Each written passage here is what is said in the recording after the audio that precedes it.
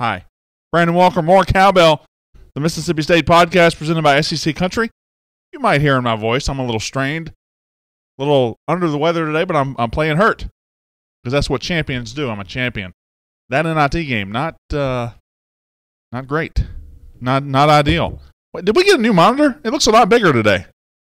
Hey, yes. Over here. Did we get a new monitor? Yeah, it's like 3 times the size. It's like a 50-inch TV. You like it? I do like it. I look good. Do you want to program on that back one too? No, I'm good right here. Did everybody see how good I look today? It's pretty shocking. No, nothing. All right, Mississippi State podcast, SEC Country. Brandon Walker, more Cowbell. I think I named everything that I'm supposed to name. We're going to talk about the NIT, of course, but we're going to start with football today. We're going to start with Mississippi State going into the 2018 football season. We know we've got good players. We know we have talent across the board. How many can be all SEC players? I've got a list of 8 that I think you can pretty much say some of those are going to be all SEC players in 2018. We'll get to that in a little bit. We've also got, what do we got? Oh, Scott Strickland down in Florida. He's not copying what he did at Mississippi State at all. He is completely original, and Florida released the plans for a baseball stadium. Looks nothing like Mississippi State's new baseball stadium.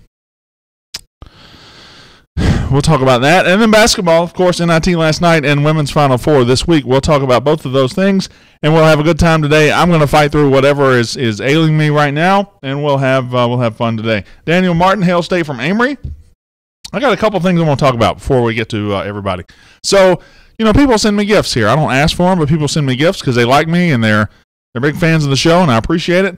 I want to point this out. I got this in the mail the other day from a listener or a watcher named Fred. Fred Duck Hunter is his Facebook profile name. I don't know if that's his last name. If it is, it's fantastic. But he sent me this. Sent me this to hang on my wall. Look at that. Isn't that nice? It's a piece of wood, carved, and got more cowbell in it. And on the back, this is, I might hang it backwards. Because on the back it says, Brandon, love the show. Go to hell, Ole Miss, Fred. I might hang it that way. You think that'll look better? Hang it on the corner of the TV. Just on the corner of I'll probably hurt something. But yeah, Fred Duck Hunter sent me that. Fantastic. Love it. So, hey, you got your camera trained over there? I heard Brandon Adams on his show gave everybody the tour of everything. Now that we got 3 cameras, we got a new monitor, we got a camera over here, we got a camera here, and now we've got camera 3 pointed into the studio. Look at that's me. Is he in an aquarium? What is? Yeah. Why is the color like that? Welcome to the zoo. That is. Landshark, are you the one aiming that camera? Yeah, it's pretty poorly aimed. That's very poorly aimed. Should I center myself? I mean, the cup was in better position than he was. That's ridiculous. Roll it over to you, Landshark. Can you roll that camera to wherever you want to? I mean, it looks like that's the wrong way, Landshark. That's the wrong way. What are you doing? It's going 360? What? That's okay. Hi. Oh my. It's a great camera op right there. Oh my God. Great camera op. There she is. Wow, that is. Took you long enough. You could have just moved 6 inches to the left. Put me back on the screen immediately. I'm sorry that happened. Listen, everybody out there, I apologize. I thought, hey, we would show you everybody behind the glass, and it would be a good time, and didn't go well. Now, hello, Columbus. Hello, West Point, Mississippi. Wayne Estep in Columbus, or Wayne Estep. Check your audio level. You are clipping. Check my audio level. I'm clipping. You were yelling for a sec. That's why. I was not yelling. You were being pretty loud. I was not. I just got car sick, says Bonnie Williamson Gable. Blame Landshark on that one. Seriously, you're 3 feet to his right, and you pan to the left. It wouldn't go that way. It's a $2 million camera, and it wouldn't go that way. Walls, Mississippi, home of downtown Bruno. And Harvey Whippleman, Dr. Harvey Whippleman, excuse me. Hail State from Knoxville, Tennessee, up I-75. I love Knoxville. Actually, I don't think I-75 leads to Knoxville. It leads to Chattanooga, and then you get on another highway. What's better, Knoxville or Nashville? Nashville, but Knoxville's a cool town, too. Nashville's a cool town, too. Hello, Asheville, Mississippi. Or Asheville, North Carolina, excuse me. Asheville, North Carolina, another great place. Another great town. Birmingham, Aberdeen, Mississippi.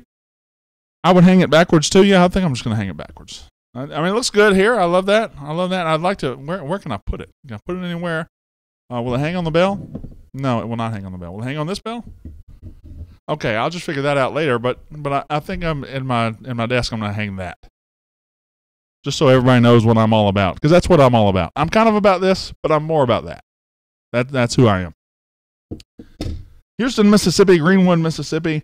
Hail State from Huntsville. Hail State from the Crescent City. I'm pretty sure that's New Orleans. Hello from Tampa Bay. Miriam Renee Rivera. Not seen you here before. Yeah, one more thing before we get to the show. Cesar texted me this morning. Cesar out of the hospital, at his house, recovering. Still a long road to recovery. Still has to do a lot of rehab and a lot of cosmetic stuff to get back. But out of the hospital and doing pretty good. I think it's been about 2.5 months now, coming up on 3 months since his car wreck, and he's working his way back. Terp, you said you got a text from him this morning too, right? Yeah. I got mine. Nice I got mine first. I don't know about that. I got mine first. I was in an accident yesterday. Were you? Some idiot hit and run me on 85. Hit and run you. Yeah, if I don't know how to. I don't think that's a good use of verbs, but okay. Yeah, it's pretty annoying. Oh, all right. Why is the camera so dark?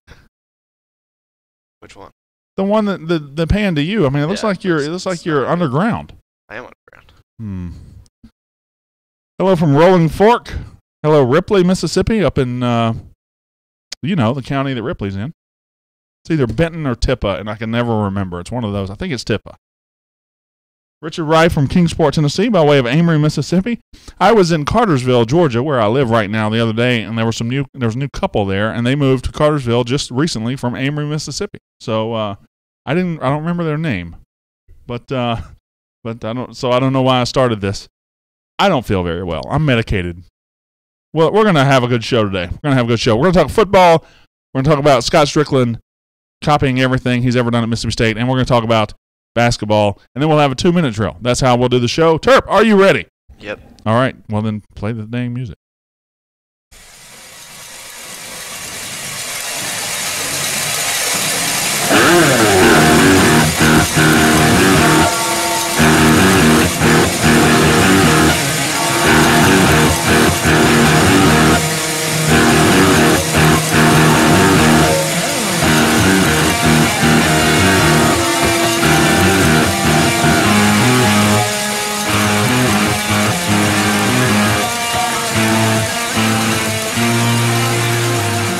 It's the More Cowbell Show, brought to you by SEC Country. And now, your host of the More Cowbell Show, Brandon Walker. That's me, Brandon Walker, More Cowbell, the Mississippi State podcast on SEC Country. And we are ringing in here on a Wednesday, the day after Mississippi State goes to New York City, and boy, I hope they had fun in the Big Apple, because that was not fun to watch. Doesn't matter. We'll talk about that later. Mississippi State basketball in the NIT loses to Penn State. Women's basketball getting ready for the Final Four in Columbus, Ohio. Every time I say Columbus, Ohio, it's just funny to me. I mean, of all the exotic places, of all the great places to go and have a basketball event, Columbus, Ohio, that's so exciting. But Mississippi State women's basketball in the Final Four this weekend. Very exciting stuff. We'll get to basketball later. Scott Strickland down there at Florida, copying everything he's ever done at Mississippi State. I just think it's very, very entertaining and very ridiculous. And we're going to talk about that for a second as they unveil their plans for a brand new, very unique baseball stadium that looks like the little brother of the stadium we just built at Mississippi State. We'll talk football today. Mississippi State in 2018, I think, is very loaded, very talented. How many players can break through and become all SEC performers, though? How many players on this team have all SEC potential? I think the number is 8. I looked at it. I think it's 8. We won't get all 8 all SEC players, but I think the number of guys who could do it, and as a Georgia fan walks through the studio and tells me 0, I tell him that he can get out of my studio. Actually, it's your studio. All right. All right. Excuse me. You'll have to bear with me. I am a little sick today, but I'm working through it. I'm fighting through it. And I'm doing the best I can. Hey, real quick, on the Facebook Live, check out these shoes. Check out these shoes. Look at those shoes. Got those from Maroon & Company. MaroonandCo.com. Fantastic maroon shoes. We got the shoe cam. The shoe cam. Look at that. The shoe cam. All right. I'm glad we got this. We paid that much money for something to show my shoes and my pizza socks. Yes, I have pizza on my socks. But you can get those shoes. I got those shoes online at Maroon & Co. MaroonandCompany.com. MaroonandCo.com. Show up there at Maroon & Co. on Twitter. It's on Highway 12 behind Chick-fil-A in Starkville. Fantastic place. I get my cowbells there. I get my shoes there. It is a great, great place, and check it out. Check it out. And I do love these shoes. These shoes are amazing. I wish I had worn better socks. Had I known my socks were going to be on the air today, I would have worn better socks, but it is what it is. Why didn't you tell me my socks were going to be on the air? They've never been on the air before. If you're listening to the podcast, you can join me on Facebook Live every single day, and you can now apparently see my socks. We'll have a sock update every single day. So I'm very excited about that. Very excited about that. All right. We ready? I guess we're ready. There's nothing holding me back. I don't have to read my bookie. That's over. So let's go forward. Mississippi State football in 2018. We'll also have a 2-minute drill at the end of the show. Mississippi State football in 2018. How many players on this team have all SEC potential? And I'm not talking about in their careers, because I think in their careers, Kylan Hill has that potential. I think Marcus Murphy has that potential. I think Devontae Jason has that potential, but I don't think they'll see that ceiling this year. I don't think any of them will be giving the reps or the opportunity to get that this year. So, how many players on the 2018 Mississippi State football team can break through and help Mississippi State win as many games as possible by becoming all SEC performers? So, I think there are 2 stone-cold locks for being all SEC at the end of the season, provided they are healthy. I think Jeffrey Simmons is a preseason first-team all-SEC player. I think Montez Sweat is a preseason first-team all-SEC player. If those guys aren't preseason first-team, something is wrong. Simmons will be there for sure because he made it last year in the postseason. But Sweat should be there. He led the SEC in sacks last year. Simmons and Sweat, it starts and ends with them as far as the stone-cold locks to be first-team all-SEC players if they are healthy. That's what I believe. Nick Fitzgerald is on the next line. I think Nick Fitzgerald is an all-SEC quarterback. I think he's one of the top 3 quarterbacks in the SEC. We don't know what he'll look like in the new offense. We don't know what percent he'll come back at as far as his health, his ankle is concerned. That was a struggle. We don't know how much he'll get back from that, but I think he'll be at 100%. He says he'll be at 100%, and I have no reason to doubt him. And if he is at 100%, I think under Joe Moorhead, he is a first or second team all-SEC performer this year. Elton Jenkins is a guy on the offensive line who I think has an all-SEC season in him. He has changed the line. When he joined the line a couple of years ago, when he got moved to guard, we became good down the stretch of the season. In 2016, we were 2-5. We moved Elton Jenkins to guard. We put Aries Williams in at running back, and all of a sudden we were a pretty good team the rest of the year. I think he's our best offensive lineman. I mean, we've got some good ones. It was a really good offensive line in 2018 or 2017. I think it'll be even better in 2018. Aries Williams, I don't know. I don't think he can contend for first or second team. Maybe he sneaks into the third team. I think he can run for 1,300 yards. Last year it was 11. I think he can definitely run for that, but I'm not sure that gets you on the first or second team all-SEC. Plus, Nick Fitzgerald takes carries from him. Kylan Hill will take more carries from him this year. You got Malik Deer back who will get carries in the slot. So I don't know if Aries Williams will have the same workload he had last year. I'm almost certain that he will not. I do think he's one of the top 5 running backs in the SEC, but you got the Alabama group to contend with. You got Swift over there, Georgia. You got guys all over the conference. Good running back conference, so I don't know.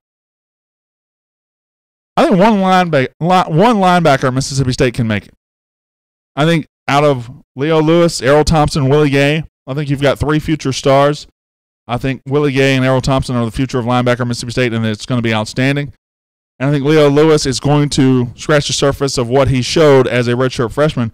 Now, they're all not going to make it, but I think one could sneak onto the first, second, or third team. I think that linebacker level is very underrated at Mississippi State. The defensive line, I think, is the best in the SEC, but linebacker is really, really good too, and it's not a position we're getting a lot of credit for right now. How about Mark McLaurin?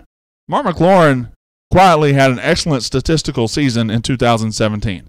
Had 3 picks in the bowl game. He was fantastic. He's going to be a senior. You see him on screen, 41 there.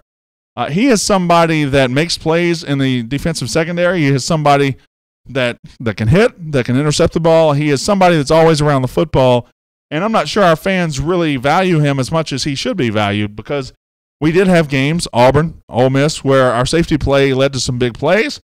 But, again, Mark McLaurin's just one guy, and he is a guy that made a lot of plays for Mississippi State last year.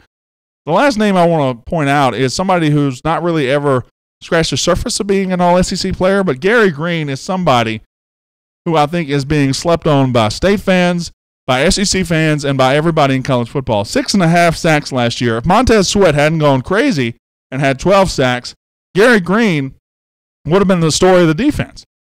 He would have been somebody that you look at and like, wow, finally we're getting this out of Gary Green. We knew we would get it eventually. And I think Gary Green just scratched the surface last year. And you got Chauncey Rivers, you got Montez Sweat. They're going to get so much attention. Gary Green could be a monster in his 5th season. So I'm looking at the news the other day, and Florida announces that they're going to build a new $50 million stadium. I think right now Florida baseball has an average attendance of 7. Basically, players' parents show up to the game, and the guy that sells sunflower seeds in the parking lot sneaks in the late innings. But they're going to build a $50 million stadium, and I thought that was neat. I looked at the plans, and it's basically a carbon copy of the stadium that Mississippi State is building right now, finishing up. Now, Scott Strickland, who went to Florida, because Florida was such a much better opportunity than Mississippi State, at least that's what his actions told us. He went to Florida, and basically he has taken all of Starkville that he possibly can down to Gainesville. He has taken the football coach, he's taken some football staffers, he's taken the stadium idea, he's taken whatever he can down to Gainesville. And I hear a lot of state fans saying, oh, this baseball stadium is very, very close to it. Scott Strickland's just copying Mississippi State. It's, the Gainesville Bulldogs, stuff like that. I don't think so. I think Scott Strickland is an excellent athletic director. I think he does a real good job. And I think he's just doing his best down in Gainesville now that he is down there. I think he's doing his best. And I'm kind of buddies with Scott Strickland. We're very tight friends. Very tight friends. We met each other once. And, excuse me.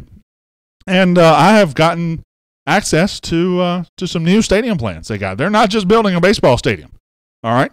They're going all out. And they are not copying what Strickland did at Mississippi State. I understand they're building a new football stadium. They're going to replace the swamp. Here are the, right there's the blueprints on the screen.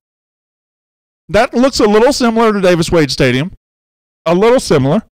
I mean, it's got the same Jumbotron. It has the same maroon seats. It is Davis Wade Stadium, but it just says Gator Country on it. So that's not very original, but I'll give him credit. I mean, that's thinking outside the box a little bit. You wouldn't really think somebody would tear down the swamp and put that up. They're also building a new basketball stadium. They're also building a new basketball arena, which is, boy, look at that. Look at that. That is very original. That is very original. So the Humphrey Coliseum in Starkville looks a lot like that without that gigantic Gator logo on the side. But that is certainly, I think Florida fans are really going to love that in Gainesville. It's very original. Very original. And I give Scott Strickland credit for, maturing and growing past what he did at Mississippi State and leaving that in Starkville and not just transporting all that down to Gainesville. Because it would have been very tempting for him to do that. It would have been very tempting for him to just take what worked in Starkville and move it to Gainesville. But he's not doing that, is he? Oh, one more thing. So I understand that Florida Gators, they got Albert Gator on the sidelines. They're actually going to start with a new mascot. Scott Strickland's idea was a new mascot for the Florida Gators. So right there, look at that. Look at that. That's that's just lazy, is what that is. That's just lazy. A bulldog in an alligator costume. That's not very original at all. That's almost like he's just taking whatever worked at State and just taking it down there. And yeah, I'm not sure about that one. That almost looks like it's copied from Mississippi State. What kind of bulldog is that? Is that a French bulldog? It's a tiny little bulldog.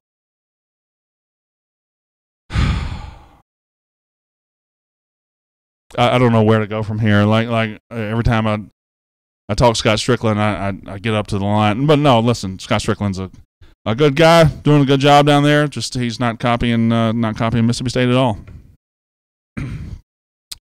Basketball, Mississippi State goes to the NIT, and didn't go well. Didn't go well. Mississippi State against Penn State. Penn State hit 75 out of 75 threes last night. They had water boys hitting threes on us. That was not good. That was not pleasant. Did not enjoy that. Did not enjoy that at all. I was going to do a live watch. As you can hear my voice, I'm sick. There was a sick child in my house. My wife had a migraine headache. Everything went wrong in my house last night. My kid peed on me. Yeah. The 2-year-old. I'm sitting with him in my lap, right? And he's asleep, but his legs are moving, and it's like, he's straining to do something. And right when my mind said, I wonder if he's straining because he has to go to the bathroom, boom, I'm peed on. Hurry up and get married so you can have as many kids as possible, Land Shark. It is a joy, a joy. So men's basketball in the NIT, here's the thing. We got blown out. We got destroyed. We got just obliterated. That was a country butt whipping. That's what that was. Penn State took it to us, and we never had a chance. You tip your hat, and you come on back to Starkville, and you get ready for next season. But here's the thing about it. Don't let it affect the way you look at next year. It's one game. It ended the season. There's enough in our 34, 35, 36 game resume this year where I still feel really, really good about where we're headed. I still feel like we're going to be the team next year we need to be. I feel like next year is the true year 3 under Howland, and I feel like Howland has got it going in the right direction. So don't let what Penn State did affect the way you look at next year. We did make a pretty good run in the NIT. Went to Baylor and won a very tough game, beat Nebraska, who finished 4th in the Big Ten, and obliterated Louisville on their court by 26 points. We had good things to build on from the NIT. It just ended with a thud. We are bringing everyone back and adding a 5-star, 6'9", 200-pound power forward. We are adding exactly what this team is lacking. This team is lacking a consistent scorer down low. It needs more beef down low. It needs more size down low. It's getting it. You got Eric Holman. He's a good player, but he's just not that banging type power forward you need. Reggie Perry is somebody who can do a little bit of everything. And then you're also adding Robert Woodard, who could play in any rotation in the country next year. He's a 4-star. He is a glue guy. He is somebody that's going to do everything. He is a good teammate. He's a glue guy. And most glue guys are guys that come off the bench and just do their role for the team, and everybody rallies around them. This guy is a glue guy in a 4-star package. I'm very excited about it. We're adding great players to an already good team. And the sophomores will be juniors. The juniors will be seniors. This team is ready to roll next year.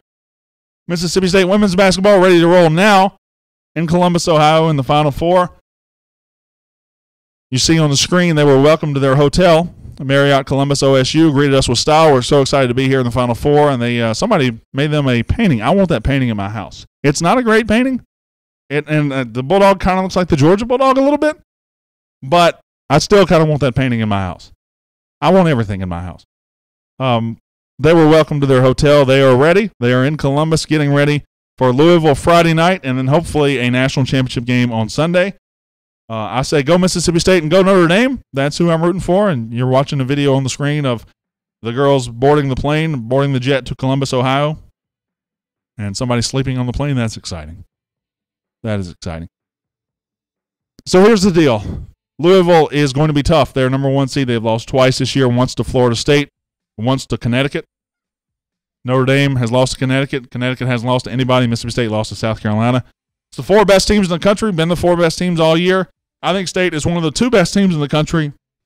You beat Louisville, you give yourself a puncher's chance against UConn. I don't think we'll have the fear that other teams have when they play UConn, so I'm all about it. However, again, I'd rather play Notre Dame.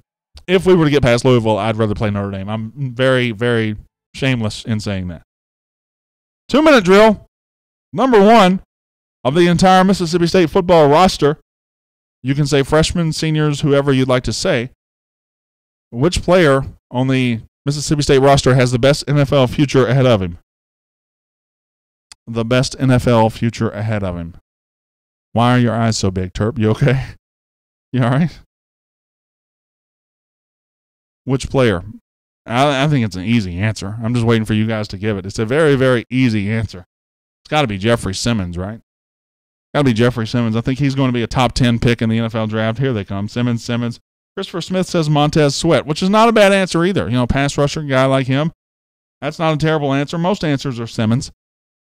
I look down the road. Could Colin Hill be an NFL running back? I don't know. We got to see more out of him at Mississippi State. He's just played his freshman season. All the answers are Simmons and Sweat, Simmons and Sweat, Simmons and Sweat. And most of the answers are Simmons. A-Train says hike. Yeah, I think Simmons has been an NFL guy since he was 16 years old. That's what he is. He's been that since he was 16 years old. He's going to be outstanding. He's not only going to be a pro player, he's going to be a pro bowler. He's going to be like Fletcher Cox. He's going to be like Chris Jones, who's on a path to be like that. And he just continues the very, very impressive lineage from Fletcher Cox to Chris Jones, now Jeffrey Simmons, and hopefully later to Charles Moore and on down the line of defensive linemen at Mississippi State.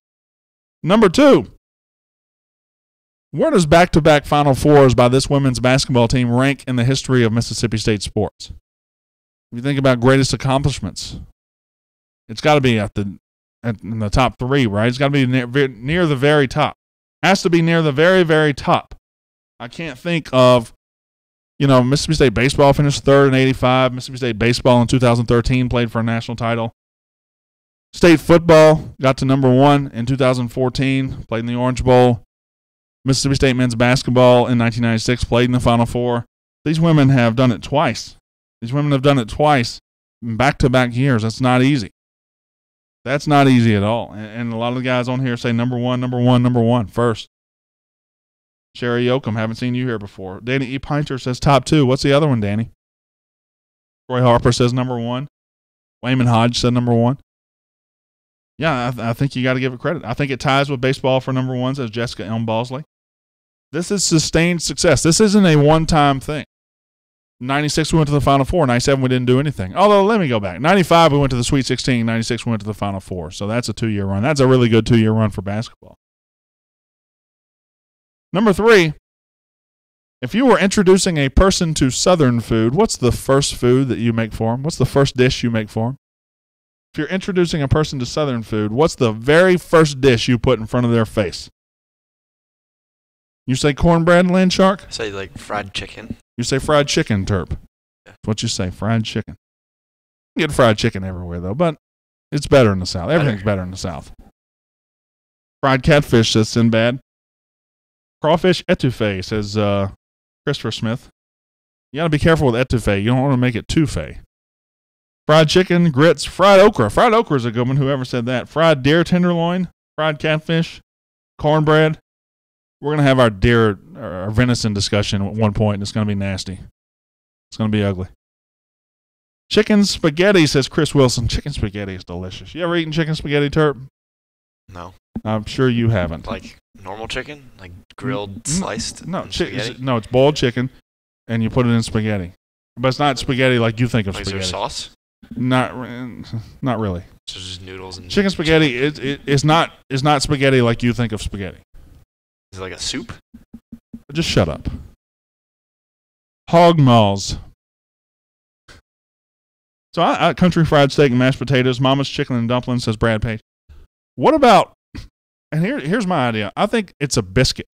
And I think it's a grandmother's biscuit. And I'm not talking about these store-bought biscuits you can get in the north or these plain biscuits. I'm talking about when you get down south, when you get down in Rio, Mississippi, and somebody puts a hot biscuit on your plate that covers the plate, and you open it up and put butter in there. You put about 3 pounds of butter in there, close it back up, and you eat it, and there's butter running all the way down your arms. That's the kind of biscuit I'm talking about. Because once they've had a Southern biscuit, they'll never go back to anything else. You don't think so, Landshark? Yeah, butter all the way down your arms. Yeah. Oh, butter's delicious. Number 4. I want you guys to answer this. What is your worst skill? What are you worst at? For me, it's drawing. I can't draw anything. I can't draw a lick. I try to draw a house, and it looks like a stick man. I can't draw. Can't sing either, but I can't draw at all. Terp, what's your worst skill besides producing shows? I was going to say that. Probably left-handed layups. Left-handed layups. Mm-hmm. My left arm is pretty messed up. Can't do anything with your left hand in basketball. Can you dribble left-handed very well? Yes, but not well. So every Well, now. I can do it, but it doesn't look good. Okay, all right. Left-handed layups. Landshark, what's your worst skill? What'd she say? Running, as if that's a skill. Running? Running's not a skill. She's not good at running, apparently. Christopher Hawley says communication. Eric Hoskins says sticking to a diet. Jessica Balsley can't draw. Drew Newell can't draw. Sinbad says caring. Being quiet says Wayman Hodge. Math says Kenny Manning. Jeremiah Body says talking to women. I need to add that one to mine too. Drawing. Anything that takes coordination from D. Curtis. Right. Organizations says Candy Solis Williams. Brandon, you can draw. I've seen you draw flies, says Bobby Toomey. Really, that's not funny at all. Number 5. What is the conspiracy theory out there in the world that you think could be true? There are a lot of conspiracy theories in this world. Name the one that you think might actually be true. Might not just be a conspiracy theory. You got one. I have one. What you got? I don't know if the moon landing was real. It might be fake. I swear to God. It's a conspiracy theory. I mean, yeah, that's what I was asking. You technically answered the question, but you really don't think we went to the moon? I don't know. You don't know. I mean, it could have been. So there's enough doubt there where you say it could be real. Yeah. But you're not believing it all. I don't believe it, but it's definitely possible to not be real. The Kennedy assassination, the grassy knoll, Bigfoot, aliens are real, says Sinbad. Bigfoot again, says Russell Berry. Jordan was suspended for gambling. That's a good one, Rob Hadaway. That's a good one. The moon landing, the CIA killed JFK, Bigfoot, the Illuminati, the shooter on the grassy knoll, zombie apocalypse, Ole Miss didn't cheat, John Martina. I don't believe that for a minute. Elvis is still alive, says Amy Hall. So, you want mine? Yeah. Hike doesn't believe in dinosaurs. I think Stevie Wonder can see. Wow. What is your reasoning behind that? I think Stevie Wonder can see. Have you ever seen this online theory that Stevie Wonder can see? No. I've seen him shoot a free throw, though. Right, you have. And there's video of him doing other things. Like, there's video of him at a concert, and he's standing there, and a microphone falls beside him. Like, over here, and he catches it. He caught it. He caught the mic. Ooh. I'm just saying. I think Stevie Wonder can sing. And you're welcome to come on the show, Mr. Wonder, and tell people this could be your coming out party of saying, hey, listen, all right, I can see a little bit. I'm not saying he's got 20/20 vision. I just think you can't catch that thing if you can't see. That's all. Aliens building the pyramids. Ole Miss football championships in the 60s. Well, we know that didn't happen. That's definitely a conspiracy theory. Timothy Giles says reflexes. All right. How are your reflexes going to react if you can't see it? Hear it. You can't. They're singing a song on stage. He did not hear that mic. Pull that video. Y'all watch the video. You don't have to put it on here. Stevie Wonder catching mic. You guys check that out. That's all I'm saying. There's also that time a Stevie Wonder drove a car on the Cosby Show. Rob Hadaway. No, he was in a limo. He stepped out of the back seat of the limo. Yeah. So, all right. My name is. I'm glad we finished on a very positive note. My name is Brandon Walker. You have been watching More Cowbell, or you've been listening to More Cowbell. Terp, are you ready to turn the podcast off because you're watching this video? I was watching the video. Okay. Landshark claims to hit his shoulder, and then he. We'll talk about that in a second. Can we close the podcast? Yes. My name is Brandon Walker. You've been listening to More Cowbell, the Mississippi State podcast presented by SEC Country.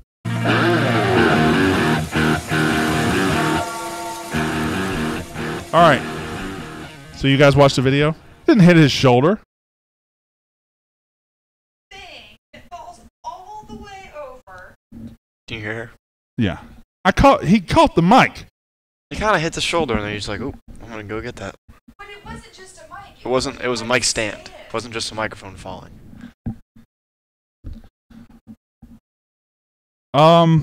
What about the one that Paul McCartney died in the 60s and was replaced by a lookalike? I'd never heard that one.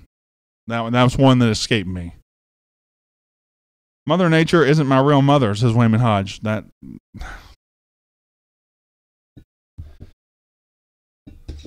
Again, you're watching more Cowbell. Just hang it right here. Well, I could hang it somewhere right there. More Cowbell, the Mississippi State podcast on SEC Country. I am very sick. I'm struggling. Excuse me. I am struggling. I'm trying to cough my way through this show. Yeah. What do you guys want to talk about? Food? Chicken? Let's go back to Southern food. Chicken spaghetti? Yeah, we can talk about chicken spaghetti. So I can't quite visualize what that is. Well, Google chicken spaghetti. What's wrong with you? You got computers all over the place over there. Chicken spaghetti is delicious. You know what? There was a time in my life, and I noticed my mom was watching for a second. Mama, for about the first 13 years of my life, you made the best chicken spaghetti in the world, and then you changed. You started making it real thin, and it was more noodles and chicken and less broth, and it wasn't as good. I like the thick chicken spaghetti. So when we talk about chicken spaghetti, I want that thick broth. I want it thick. I want it to be, I want stuff dripping off the fork when I pick it up and taste it. Looks good. I'd try it. Looks like mac and cheese. I don't think you're looking at the right chicken spaghetti. It's all like in pans with cheese baked on top. That's what chicken spaghetti is on images. That's not chicken spaghetti. If you look closely, he didn't catch the mic. Somebody behind him did. Those were two white hands on the mic standing it back up, says Ryan Campbell. What is your go-to restaurant in Starkville? I don't know that I have one. I like them all. Bulldog Burger's good. I really like the Camp House for lunch. I love their macaroni and cheese at lunch. You can build your own mac and cheese. But when I would take my wife out to dinner, we would always go to Anthony's in West Point. But when we went to Starkville, we'd go to the Veranda every now and then. We did Restaurant Tyler once. So I don't know if I have a good go-to nice restaurant in Starkville. Chicken spaghetti is awesome. It is good. Your top 10 players on the MSU football team right now. I think I named 8 of them. Well, I'd go Fitzgerald, Harris, Elton Jenkins. I would go Simmons. I would go Sweat. I have to see Rivers. I'm not going to put Rivers on there. I'd pick one linebacker, and I'd go Mark McLaurin. I think I got 2 left. Maybe Jace Christman. And wild card, I'm going to go Malik Deer. I think he's going to be really good. Veranda during lunch is amazing. Tim Lee says the cheesier the better. That must be why Tim likes this show. Very cheesy, you see. Very cheesy. Why is Terp standing up? What are you doing? All right. Chicken spaghetti has Velveeta cheese in it. That's how my mama makes it. I don't know that my mom ever made it with Velveeta cheese in it. I don't know that. I'm not sure how she made it. I just know she changed at some point. Hickory House in Columbus is excellent. I think that's the old Hickory. Is that right? The steakhouse? If you had to choose only one beer to drink for the rest of your life, what would it be, says Jeremiah Body. So here's the thing. I know that I probably got some beer snobs here, and I got guys that drink craft beer. And Terp, you're rich. Both of y'all can't hide money. Bud Light's my answer. Bud Light's my answer too. Love Bud Light. I love Bud Light. And everybody says, "Oh, you gotta drink that's pea water or whatever. That's bad." It's great. I love Bud Light. Mm-hmm. If it's better than Bud Light, I don't need it. Exactly. No. I can't do too many of those craft beers. I can do like 1 or 2. I can't either. I can have 100 Bud Lights. MSU cheese is the best. I like MSU cheese as well. I've been getting sent all this free stuff. Haven't been getting sent any free food yet. Where's my free stuff? You don't count. Do a Maryland show and let Maryland people send you free stuff. They already do. Turtle shells and Terps. and stuff. Under Armour.